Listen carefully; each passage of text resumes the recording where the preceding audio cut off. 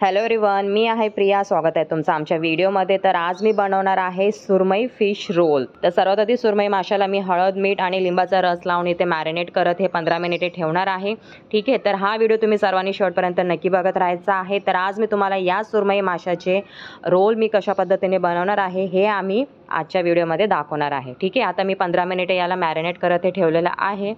ठीक आहे, 15 मिनिटे झालेले आहे. 15 मिनिटांनंतर याला आपण वाफवून घेणार आहोत. ठीक आहे, अशा प्रकारे तुम्हाला पातेल्यामध्ये गरम पाणी करत ते ठेवायचं आहे आणि अशा प्रकारची चाळणी असेल तर हे मॅरिनेट केलेले मासे याच्यावर ठेवायचे आहेत आणि अगदी 5 मिनिटामध्ये हे मासे आपले शिजून निघतात, वाफवून निघतात. ठीक आहे, या मॅरिनेट केलेल्या माशांना जास्त वाफायची देखील गरज नाहीये. तुम्ही पाहू शकता अशा प्रकारे झाकण ठेवून द्या आणि अगदी स्लो मीडियम गॅस करून तुम्ही हे मासे वाफवून घ्यायचे आहेत, म्हणजे हे चांगल्या प्रकारे शिजले जातील. तुम्ही पाहू शकता अशा प्रकारे तुम्ही चेक करा शिजले आहेत की नाहीत. आता आपले हे सुरमई मासे पूर्णपणे शिजलेले आहेत. चला तर मग आता आपण याला क्रश करून घेणार आहोत.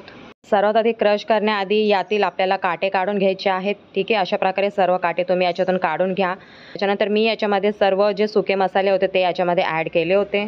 ऑलरेडी आपण इथे माशाला हळद, मीठ आणि लिंबाचा रस लावून हे मॅरिनेट केलेलंच होतं. तर त्याच्यानंतर इथे मी गरम मसाला पावडर टाकलेला आहे, चाट मसाला पावडर टाकलेला आहे. तुम्हाला तुमच्या आवडीनुसार तुमचे जे मसाले आवडतील तुम्ही याच्यामध्ये टाकायचे आहेत आणि अशा प्रकारे तुम्हाला याचे फिश रोल करून घ्यायचे आहेत. तुम्ही पाहू शकता अशा प्रकारे या मिश्रणाचे रोल करून घ्यायचे आहेत. तुम्ही पाहू शकता तुम्ही तुमच्या आवडीनुसार देखील याला शेप देऊ शकता.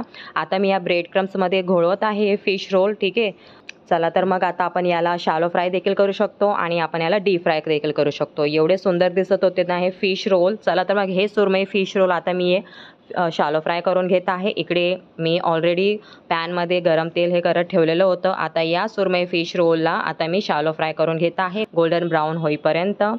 चांगल्या प्रकारे असे क्रिस्प होईपर्यंत तुम्ही या सुरमई फिश रोलला फ्राय करून घ्यायचं आहे. वाव टेस्टी आणि कुरकुरीत असे सुरमई फिश रोल खाण्यासाठी रेडी झालेले आहेत. तुम्ही टोमॅटो केचप सोबत अथवा ग्रीन चटणी सोबत नक्की सर्व करा. चला तर मग व्हिडिओ आवडल्यास व्हिडिओला लाईक, शेअर, कॉमेंट आणि माझ्या चॅनलला सबस्क्राईब नक्की करा. भेटूयात पुढच्या व्हिडिओमध्ये. तोपर्यंत लव्ह यू, बाय.